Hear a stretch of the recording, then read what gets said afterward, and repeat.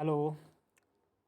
कैसे हो सभी? आप सभी का एक बार फिर से जवाहर नवोदय विद्यालय की एकमात्र free online coaching classes Navodayan classes 2020 में हार्दिक अभिनंदन है, स्वागत है।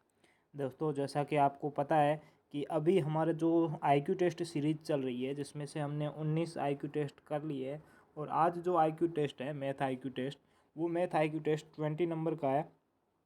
इसमें आपको पता होता है कि सुबह मॉर्निंग में आपको ये जितने भी हमारे व्हाट्सएप ग्रुप या फिर टेलीग्राम ग्रुप है जिसमें आप जुड़े हुए होंगे, तो वहाँ पर आपको प्रोवाइड हो जाते हैं। सुबह सुबह 7:30 या 8 बजे तक मिल जाते होंगे। अगर कोई बच्चा वहाँ पर नहीं जुड़ा हुआ है तो डिस्क्रिप्शन में सभी ग्रुप्स की टेलीग्राम और व्हाट्सएप दोनों की लिंक्स आपको मिल जाएंगे, तो वहाँ से ज्वाइन हो सकते हो।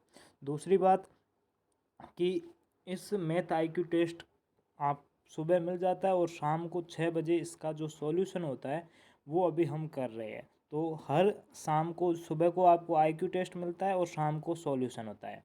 ये टेस्ट सोमवार से शुक्रवार तक होता है, शनिवार और रविवार को नहीं होता है। तो ध्यान रखना इस चीज़ को। काफ़ी बच्चे शनिवार और रविवार को भी मैसेज करते हैं कि आईक्यू टेस्ट नहीं आया है, तो उसके पीछे रीज़न यही है कि ये टेस्ट मंडे टू फ्राइडे होता है। चलो, आज का जो मैथ आईक्यू टेस्ट है उसके क्वेश्चन आंसर देखते हैं कि क्वेश्चन आंसर क्या कह रहा है। ध्यान से देखिएगा। पहला क्वेश्चन क्या कह रहा है। एक व्यक्ति ने पुराना साइकिल 450 रुपये में खरीदा और उसकी मरम्मत पर 50 रुपये व्यय किए। यदि उसने पुराना साइकिल 600 रुपये में बेचा तो उसका लाभ प्रतिशत क्या होगा। मैंने लाभ और हानि करवाया था, तब ये क्वेश्चन मैंने करवाया था। लाभ और हानि प्लस संख्या पद्धति 2 चैप्टर्स की आपकी मैराथन क्लास हो चुकी है। उसमें मैंने पूरा बेसिक से पूरा हाई टॉप तक मैंने आपको सारे कुछ सब कुछ बताया हुआ है, तो वहाँ से आप वो दोनों क्लासें भी ज़रूर देख लीजिएगा। इंग्लिश में पढ़ लेते हैं। A man bought an old cycle for 450 rupees and spend rupees 50 on its repair. If he sold the old cycle for rupees 600, then his profit percent क्या होगा। प्रॉफिट परसेंट वो पूछा है। तो मैंने आपको क्या कहा था, जब भी आपको ख़रीदा और उस पर खर्च किया है, मरम्मत पर, रिपेयर पर खर्च किया है, तो जो सीपी होता है, क्रय मूल्य होता है, वो क्या होता है, यानी कि जो हमने ख़रीदा है उसमें प्लस जो हमने मरम्मत के लिए खर्च उठाया है, यानी कि वो भी मरम्मत वाला भी हमारे जेब से रुपए निकले हैं, तो वो दोनों मिलाकर हमारा टोटल क्रय मूल्य हो जाएगा। तो 400 और 50 को जोड़ेंगे तो कितना आ जाएगा, 500 रुपये आपका क्रय मूल्य है। और हमने बेचा कितने में, यानी कि एसपी सेलिंग प्राइस, यानी कि विक्रय मूल्य कितना है, 600 रुपये। तो आपको पता है लाभ हुआ है, कितना लाभ हुआ है, तो 500 में ख़रीदा और 600 में बेचा, यानी कि 100 रुपये का लाभ हो गया है। कितने रुपए का लाभ हो गया, 100 रुपये का लाभ हुआ है। अब हमें लाभ प्रतिशत पूछा है, तो लाभ प्रतिशत का फॉर्मूला क्या है। लाभ प्रतिशत का फॉर्मूला है लाभ बटे क्रय मूल्य गुणा 100, यानी profit by CP cost price into 100। तो प्रॉफिट कितना है, 100 है, तो 100 बाय क्रय मूल्य 500 है, तो 500 गुणा 100। ठीक है, तो 2 जीरो से ये 2 जीरो कट जाएंगे, 5 से 100 कटेगा 20 बार, तो 20% आपका आंसर आ जाएगा, यानी कि ऑप्शन नंबर सी है वो आपका एकदम राइट आंसर हो जाएगा। नेक्स्ट क्वेश्चन देखिए। अगला क्वेश्चन क्या कह रहा है कि 275.003 इंटू 3.005 का लगभग मान क्या है। द अप्रोक्सीमेट, यहाँ पर आते ही आप क्वेश्चन थोड़ा सा ध्यान से समझिएगा, नहीं तो बहुत टाइम लगेगा ऐसे क्वेश्चनों में। The approximate value of 275.0003 into 3.005 is. अब आपको ये पॉइंट वाली मल्टीप्लाई करनी है, लेकिन हमें अप्रोक्सीमेट वैल्यू दिया, पूछा हुआ है अप्रोक्सीमेट, लगभग मान पूछा हुआ है। तो पहले आप इन दोनों को गुणा मत कीजिए, इन दोनों का लगभग मान ज्ञात कीजिए, इनका अप्रोक्सीमेट सह निकट मान ज्ञात कीजिए। तो 275.003 का क्या हो जाएगा, 275 हो जाएगा, गुणा 3.005 का क्या हो जाएगा, 3 हो जाएगा। अब 275 को 3 से गुणा करेंगे तो 5 को 3 से करेंगे तो 5 दिया 15, एक बचेगा। 7 को 3 से करेंगे 21 और एक 22, 5 2, 3 को 2 से करेंगे तो 6, 6 और 2 8, यानी कि 825, यानी कि आपका ऑप्शन नंबर ए है वो आपका एकदम राइट आंसर हो जाएगा। ठीक है, अब आगे देखिएगा क्वेश्चन नंबर 3 कि 300 मिलीलीटर लीटर धारिता की कितनी बोतलें एक बर्तन जिसमें 2.85 घन मीटर तेल है जिसमें भरी जा सकती है। अब देखो यहाँ पर क्वेश्चन ध्यान से समझना। 3 ml how many bottles of litre capacity a vessel in which 2.85 cubic metre in there all oil can be filled with. अब आपको संख्या पूछी है यहाँ पर बोतलों की, तो मैंने आपको क्या कहा था, जब भी संख्या पूछे या बोतलों की पूछ सकता है, ईंटों की पूछ सकता है, टाइलों की पूछ सकता है, किसी की भी संख्या पूछ सकता है, तो संख्या में आपको क्या करना है, बड़े का आयतन या बड़े का क्षेत्रफल बट्टे छोटे का आयतन या क्षेत्रफल जो भी हमें दिया हुआ हो उस दोनों का भाग देना है, बड़े में से छोटे का भाग देना है। तो यहाँ पर बड़ा तो ये है क्योंकि ये लीटर में दिया हुआ है, और लीटर में भी क्या है, घन दिया हुआ है, यानी कि 3 बार गुणा करनी पड़ेगी। तो 2.85 इंटू, अब हमें लीटर को मिलीलीटर में चेंज करना पड़ेगा, तो 1 लीटर में 1000 मिलीलीटर होते हैं, तो इसको 1000 को 3 बार गुणा करना पड़ेगा। 1000 गुणा 1000 गुणा 1000, ठीक है, 3 बार गुणा बटे हमें मिलीलीटर दिया हुआ है 300 है तो 300, ठीक है। अब यहाँ पर देखो 1 2 1 2 2 से 2 कट जाएगा। अब 2.85 को 3 से काटेंगे तो कितना आ जाएगा, तो यहाँ देखो 7 या 9 30 27, 1 बचेगा, 5 या 15, यानी 95 बार कट जाएगा। तो यहाँ पर 95 बार कट गया। तो अब यहाँ पर इधर लिख लेते हैं कि ये 285 को 3 से काटेंगे तो 95 बार, तो 95 बार कट गया। अब यहाँ पर देखो 95, यहाँ पर क्या हो जाएगा, आपको पता है 0.2 अंकों के बाद है, तो यहाँ पर 0.2 अंकों के बाद आ जाएगा, गुणा। अब यहाँ पर 1000 गुणा 10 बचा, क्योंकि 2 जीरो कट चुके हैं, तो यहाँ पर 1000 गुणा 10 ये बच जाएगा। अब आपको इनको गुणा करना है, तो यहाँ पर देख लीजिए 1 2 3 4 5 6 7, 7 जीरो है, तो पहले 7 जीरो लगा लो, 3 4 5 6 और ये 7, और आगे 1 को 95 से करेंगे तो 95 आ जाएगा, तो 95, ठीक है। अब हमें 2 अंकों के बाद में पॉइंट लगाना है, तो 2 अंकों के बाद में पॉइंट यहाँ पर लग जाएगा, तो यहाँ पर देख लो 2 अंकों के बाद में पॉइंट यहाँ पर लग जाएगा।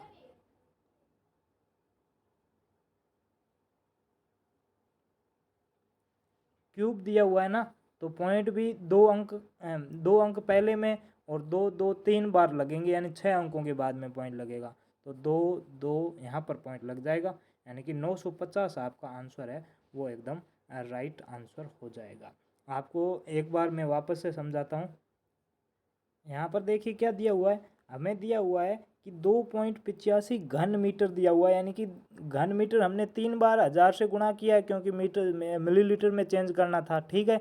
लेकिन यहाँ पर घन मीटर दिया हुआ है तो पॉइंट भी 2 2 2 3 बार आ जाएगा, 2 2 अंकों के बाद में, तो पॉइंट भी हमें, पॉइंट यहाँ पर 2 अंकों के बाद है और 3 यहाँ पर आ जाएगा, तो 2 और मतलब टोटल 3 बार पॉइंट आ जाएगा, यानी कि 2 2 2, यानी 2 अंकों के बाद में पॉइंट, फिर 2 अंकों के बाद पॉइंट, फिर 2 अंकों के बाद पॉइंट, यानी कि 6 अंकों के बाद में पॉइंट आ जाएगा। तो यहाँ पर देखो 2 4 और 6 अंकों के बाद पॉइंट लगाएंगे तो 950 आपका आंसर है वो आपका एकदम राइट आंसर हो जाएगा, ठीक है।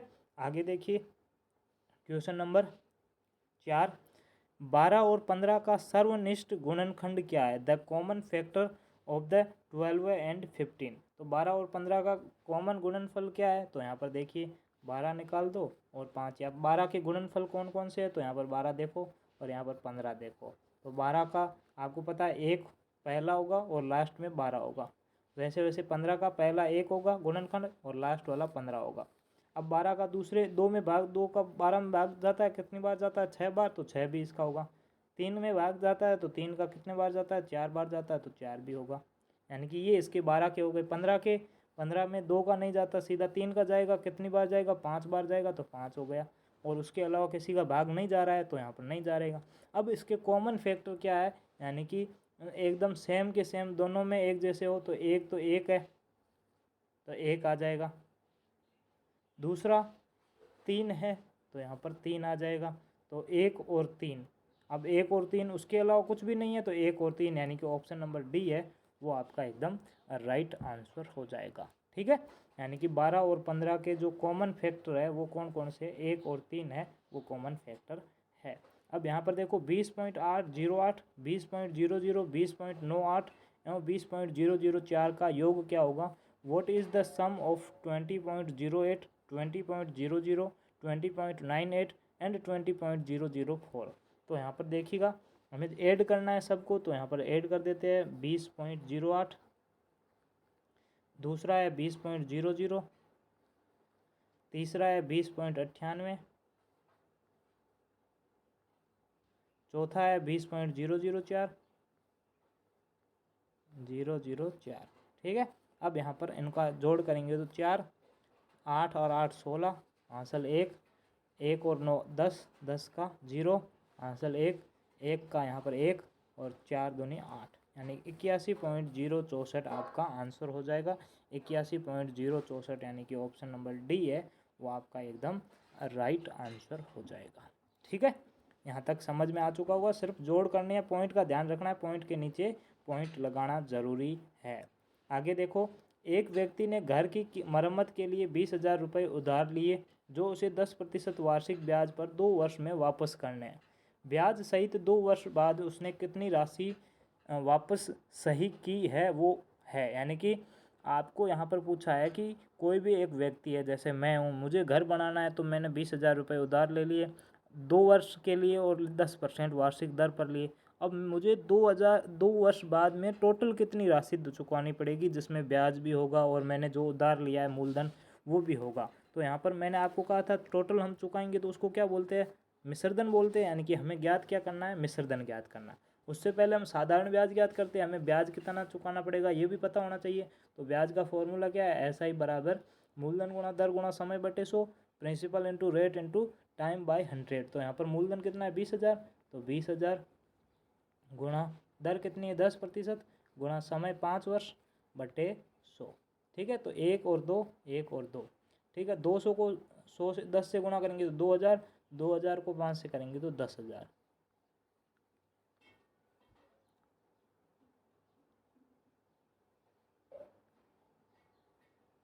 20,000 है ना?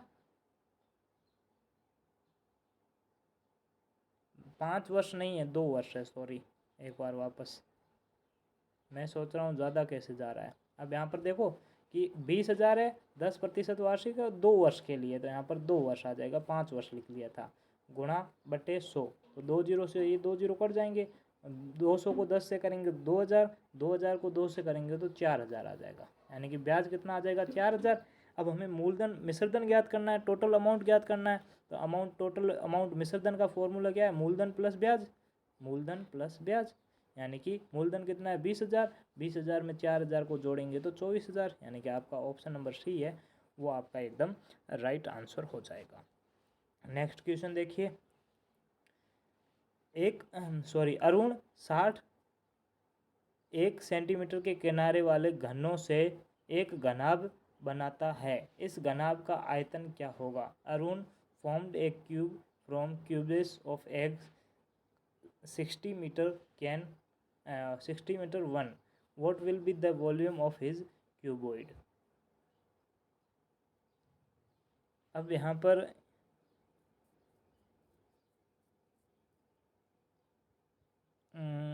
अरुण 60 सेंटीमीटर किनारे वाले घनों से एक घनाभ बनाता है, तो घनाभ का आयतन कितना होगा? अगर यहाँ पर देखा जाए तो क्वेश्चन में हमें ये नहीं दिया हुआ है कि कितने घन का प्रयोग कर रहा है। 2 घन का है, 1 घन का है, और यहाँ पर कितने घन यानी कि कितने क्यूब का प्रयोग करके वो घना बना रहा है। जैसे मैं आपको एग्जांपल देता हूँ, यानी कि ये आपका सामने एक क्यूब बना रहा हूँ, घन बना रहा हूँ। ठीक है, तो यहाँ पर देखिए घन, ये मैंने घन बना दिया। अब ये तो एक घन हो गया। अब अगर वो 2 घन बनाता है, कितने? वो 2 अगर घन बनाता है तो ऐसे घनाभ बन जाएगा, तो थोड़ा सा लंबा हो जाएगा। लेकिन हमें नहीं दिया हुआ है कि 2 बना रहा है या 3 बना रहा है, कितने बना रहा है हमें नहीं दिया हुआ है। तो हम यहाँ पर उसकी लंबाई और चौड़ाई तो हमें पता है 60 ही होगी, और लंबाई भी, ऊंचाई भी 60 ही होगी। ये तो 60 है, ये भी 60 होगी। अगर 2 से बना रहा तो ये 60 और, यानी कि 120 हो जाएगी। अगर 3 से बना रहा है तो यहाँ पर एक 60 और जुड़ जाएगा, यानी कि 180 से हो जाएगी।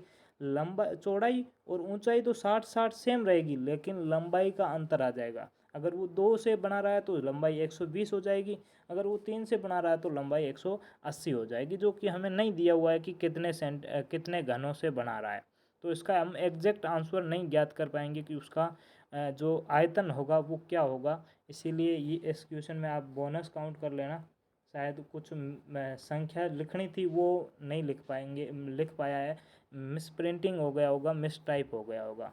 तो आप ध्यान रखना, जब भी ऐसे क्वेश्चन आए किसी क्यूब से क्यूबॉइड बनाने वाले, तो क्यूबॉइड ऐसे बनता है, पूरा ऐसे लंबा बन जाएगा। उसकी चौड़ाई और ऊंचाई तो जो घन की होगी वही सेम होगी, लेकिन उसकी लंबाई कितने घनों से घना बनाया गया उस पर निर्भर करेगी। तो इस तरह से आप ध्यान रखना, ठीक है। आगे देखो 8वां क्वेश्चन। 100 सेंटीमीटर लंबे तार से अली एक आयत बनाता है, ठीक है। एक आयत का अधिकतम क्षेत्रफल क्या हो सकता है। अब देखो 100 सेंटीमीटर तार है, उससे एक आयत बनाता है। अब 100 सेंटीमीटर तार से आयत बनाता है, उसका मतलब क्या है, यानी कि ये बाहर वाली तार है, इसकी लंबाई कितनी है, 100 सेंटीमीटर है। और बाहर वाली क्या होती है आपको पता है, परिमाप होती है, यानी कि आयत का परिमाप है वो 100 सेंटीमीटर है, ठीक है। मान लेते हैं 100 सेंटीमीटर परिमाप है। परिमाप का फॉर्मूला क्या होता है, लंबाई गुणा चौड़ाई, ठीक है। अब यहाँ पर देखो 2 कोष्ठक लंबाई प्लस चौड़ाई बराबर 100, उसका परिमाप 100 है।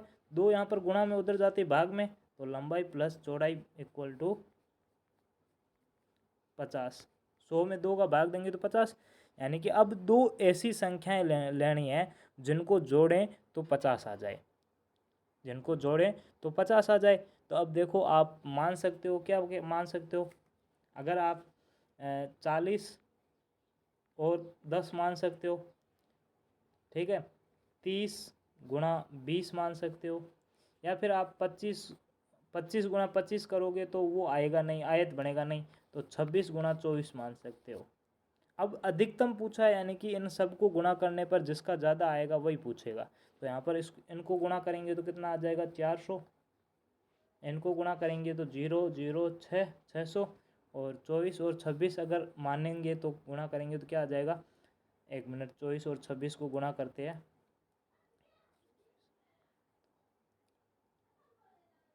पहले 4 को 6 से करेंगे तो 24 हासिल 2, 2 को 4, 4 को 2 से करेंगे तो 8, 8 और 2 10, फिर मल्टीप्लाई का चिन्ह, 26 दूनी 52 होता है, तो यहाँ पर 52, तो यहाँ पर 4 2 और 624 आ रहा है। और 624 सबसे ज़्यादा है, इससे भी ज़्यादा है, इससे भी ज़्यादा है, तो इसका सही आंसर क्या हो जाएगा, 624 आ रहा है क्या। तो 624 हमारे ऑप्शन में है नहीं, 624 ऑप्शन में नहीं दिया हुआ है। वैसे सबसे ज़्यादा से ज़्यादा लंबा यही हो जाएगा, लेकिन इसका नहीं दिया हुआ है, तो ऑप्शन के अकॉर्डिंग 400 आ रहा है, यानी कि 400 सेंटीमीटर हमारा आंसर हो जाएगा। अगर हम 25 गुणा 25 लेते हैं, क्या 25 गुणा 25 लेते हैं, तो ये एक आयत नहीं रहेगा, ध्यान रखना, हमें आयत दिया हुआ, और जब लंबाई और चौड़ाई समान हो जाती है तो वो वर्ग बन जाता है, आयत नहीं होता है, ठीक है। तो यहाँ पर 25 गुणा 25 625 नहीं होगा, ध्यान रखना इस चीज़ का। तो यहाँ पर क्या आ जाएगा, बाकी 40 गुणा 6 30 गुणा 20 भी है, और 26 गुणा 25 26 गुणा 24 भी हम कर सकते हैं, तो वैसे आ जाएगा। तो बाकी ऑप्शन में दिया हुआ है उसके अकॉर्डिंग 400 आपका आंसर हो जाएगा। आगे देखना क्वेश्चन नंबर 9। एक स्कूल में 26 कमरे हैं, प्रत्येक कमरे में 4 पौधे लगाए। अब देखो पहले सीधा करते जाओ, एक कमरा है उसमें 26 कमरे हैं, ठीक है, 26 कमरे हैं, 26 कमरे में 4 4 पौधे लगाए जाते हैं, तो 26 गुणा 4, 26 गुणा 4 करेंगे तो 26 दूनी 52, 52 दूनी 104, 104 पौधे लगाए गए। यदि एक पौधे में 2 2 कप पानी डाला जाए, तो इसमें 2 2 कप पानी डाला जाता है, तो कितना 208 कप पानी लग जाएगा। तो कुल कितने कप पानी में सभी पौधों के लिए चाहिए, तो अभी हमने निकाल दिया 208 कप चाहिए, तो 208 कप हो जाएगा। देर आर 26 रूम है in a school, 4 saplings have been planted in each room, यानी कि प्रत्येक कमरे में 26 4 4 पौधे लगाए गए हैं, तो 26 गुणा 4 करेंगे तो 104 है, वो टोटल पौधे लगाए गए हैं। If 2 cups of water are poured into a plants, then how many cups of water is required for all the plants. तो 104 पौधे, 104 पौधे, एक पौधे में 2 कप डालना है, तो 104 को 2 से गुणा करेंगे तो 208 कप टोटल हमें चाहिए, यानी कि ऑप्शन नंबर डी है वो आपका एकदम सही हो जाएगा। अब अगला क्वेश्चन 10वां नंबर देखिए। हाँ, 1 मिनट थोड़ा सा और छोटा करते हैं। हाँ, एक 5 रुपए के सिक्के का भार 9 ग्राम है। अन्नू के बैग में 5 रुपए के सिक्कों का कुल भार 9 किलोग्राम है। बैग में कुल कितने सिक्के हैं? The weight of 5 rupees coin is 9 gram. The total weight of 5 rupees coins in Anu's bag is 9 kg. How many coins are their bag? अब एक 5 रुपए का सिक्का है, उसका भार कितना है? 9 ग्राम है। और अनु के थैले में सारे 5 रुपए के सिक्के हैं और पूरा बैग का भार कितना है? 9 kg है, 9 किलोग्राम है। तो पहले तो इसको किलोग्राम से ग्राम में कन्वर्ट करेंगे तो 1000 से गुणा करेंगे, यानी कि 9000 ग्राम आ जाएगा। अब टोटल भार कितना है? 9000 ग्राम है। उसमें से एक सिक्के का भार कितना है? 9 ग्राम है। तो टोटल 9000 में 9 का भाग देंगे तो 1000 आ जाएगा, यानी कि अनु के बैग में 5 रुपए के कितने सिक्के हैं? 1000 सिक्के हैं, यानी कि ऑप्शन नंबर सी है वो आपका एकदम राइट आंसर हो जाएगा। नेक्स्ट क्वेश्चन 11 नंबर देखिए।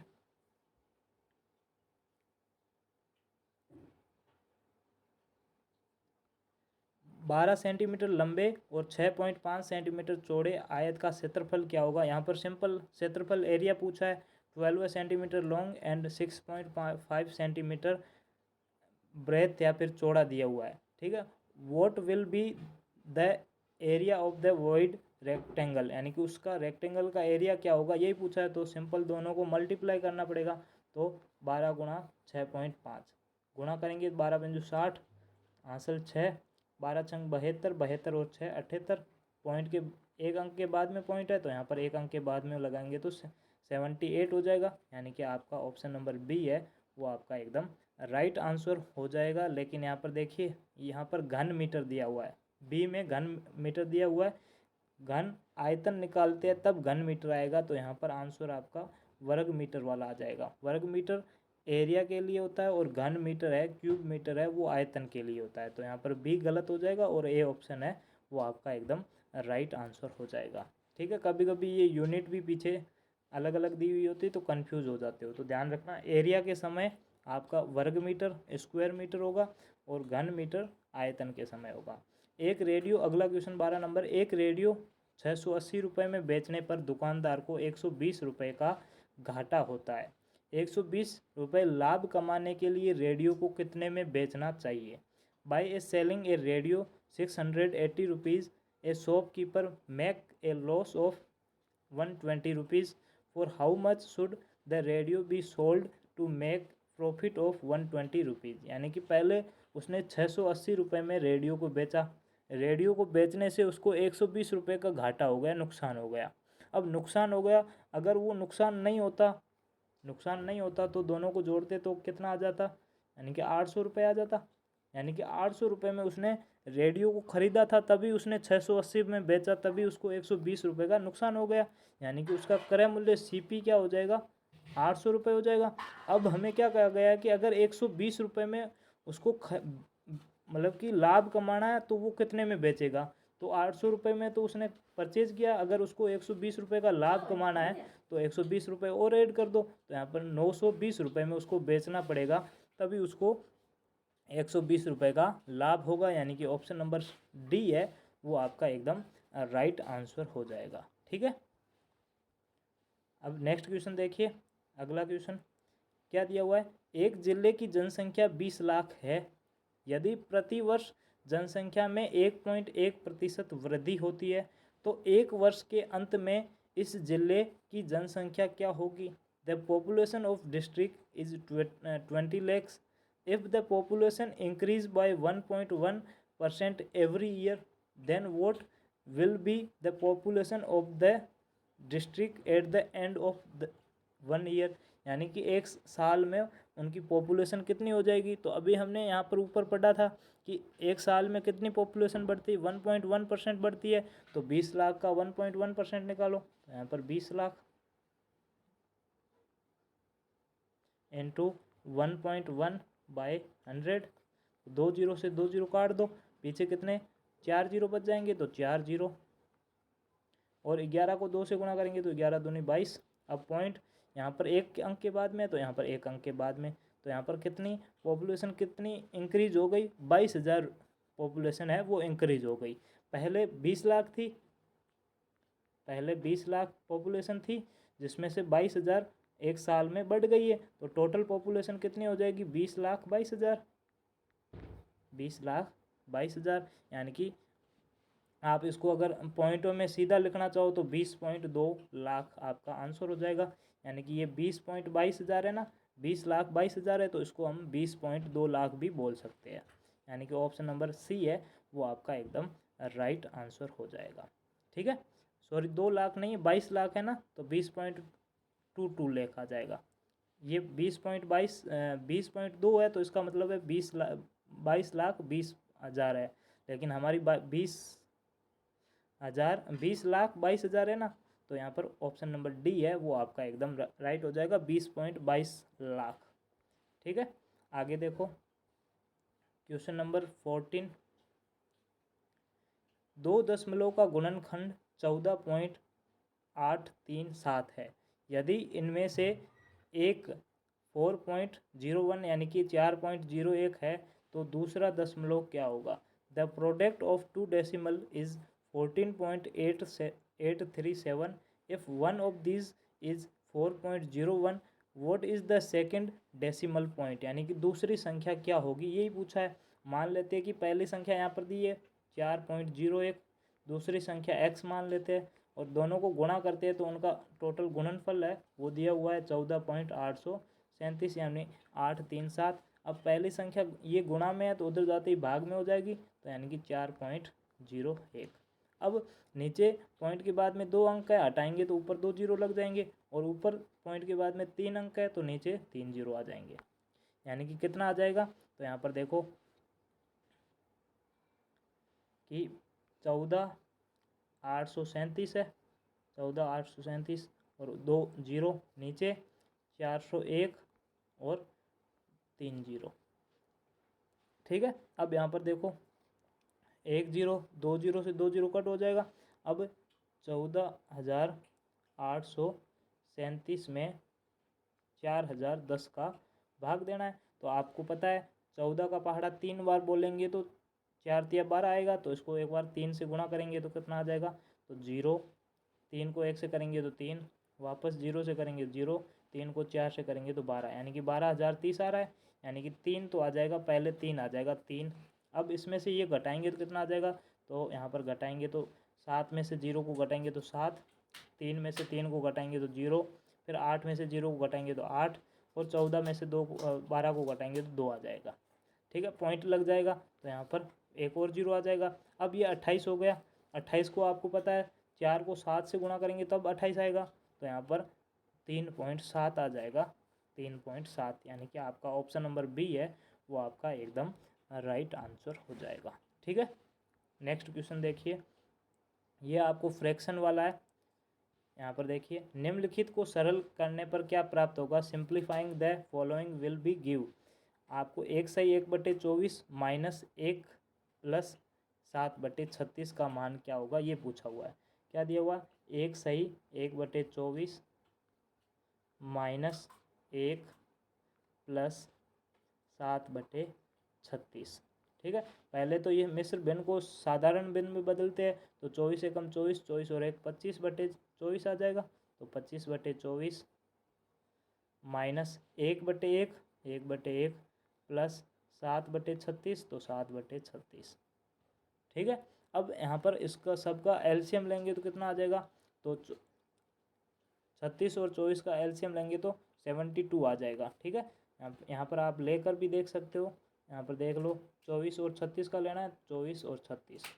ठीक है, 2 का भाग देंगे तो यहाँ 12 में 24 में 12 बार, 36 में 18 बार, फिर से 2 का भाग देंगे तो 12 में 6 बार और 18 में 9 बार, फिर से 2 का भाग देंगे तो 6 में 3 बार, 9 का 9, फिर 3 का भाग जाएगा तो 3 में 1 बार, 9 में 3 बार चला जाएगा, फिर से 3 का भाग देंगे तो 1 और 1, 3 को 3 से गुणा करेंगे तो 9, 9 दूनी 18, 18 दूनी 36, 36 दूनी 72, यानी कि दोनों का एलसीएम कितना आ जाएगा, 72 आ जाएगा। तो यहाँ पर 72 एलसीएम आ गया।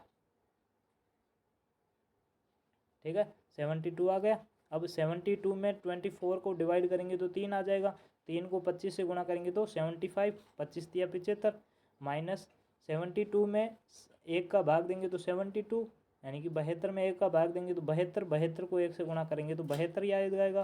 तो 72 प्लस 36 में 72 में 36 का भाग देंगे तो 2, 2 में 7 को गुणा करेंगे तो 14 आ जाएगा। अब 72 में 75 में 72 को घटाएंगे तो 3, 3, 14 में 3 को जोड़ेंगे तो 17, 17/72, यानी कि 17/72 आपका आंसर यहाँ पर मिल जाएगा। ऑप्शन नंबर 17/72 नहीं दिया हुआ है, ये वाला बी ऑप्शन हो जाएगा। इसमें आगे 1 लिखा हुआ है ना, ये काट देना। ऑप्शन नंबर बी आपका एकदम राइट आंसर हो जाएगा, 17/72। ये आगे वाला 1 है, ये नहीं है। ठीक है, तो ऑप्शन नंबर बी है वो आपका एकदम राइट आंसर हो जाएगा। अगला क्वेश्चन देखिए, क्वेश्चन नंबर 16, संख्या 214.56 में 5 का स्थानीय मान क्या होगा? What is the place value of the digit 5 in the numbers of 214.56। अब मैंने आपको बताया था कि कोई भी संख्या है, जैसे कि 3, 4, 5, 6, 7.0, 6, 8, 7 ऐसे लिख लो। ठीक है, तो मैंने कहा था कि पॉइंट के जस्ट इस साइड में जो पहला अंक होगा वो यूनिट प्लेस होगा, इकाई का अंक होगा, उसको 1 से गुणा करते हैं। दूसरे अंक को 10 से गुणा करते हैं। तीसरे अंक को, इसका मान सैकड़ा है तो उसको 100 से गुणा करेंगे। और चौथे अंक को 1000 का स्थान है तो 1000 से गुणा करेंगे। वैसे वैसे पॉइंट के बाद में पहला जो अंक है वो दशांश कहलाता है, यानी कि उसको 1/10 से गुणा करेंगे। दूसरा अंक होता है उसको शतांश कहते हैं, यानी कि 1/100 से गुणा करते हैं। और तीसरे अंक का मान शतांश होता है, यानी कि तीसरे अंक को 1/1000 से गुणा करते हैं। ठीक है, तो वैसे वैसे यहाँ पर हमें 214.56 दिया हुआ है, 5 का पूछा है, यानी कि ये दशांश पर है, यानी कि इसको 5 गुणा 1/10 करेंगे तो 1/10, तो 5/10 आ जाएगा। तो यहाँ पर 5/10, 5 में 10 का भाग देंगे तो कितना आ जाएगा, 5/10 या फिर 0.2 आ जाएगा। और यहाँ पर अगर ऑप्शन देखेंगे तो 5/10वें, 5 इकाई तो होगा नहीं, 5 दहाई भी नहीं होगा, 5 सौवें भी नहीं होगा, तो 5/10वें, यानी कि 10वें भाग है। तो यहाँ पर 5 का 10वां भाग, यानी कि 0.2 भी लिख सकते हो, 5/10 भी लिख सकते हो, या फिर 5 गुणा 1/10। ऑप्शन के हिसाब से सी ऑप्शन राइट हो जाएगा, 5 का 10वां भाग।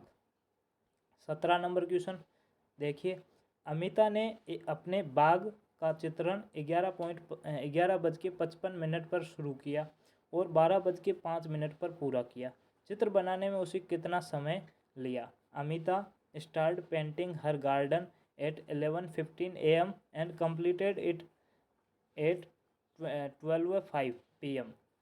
How long did take make a picture? तो अब यहाँ पर देखो, 11:55 पर चित्र बनाना शुरू किया और 12:05 पर पूरा हो गया।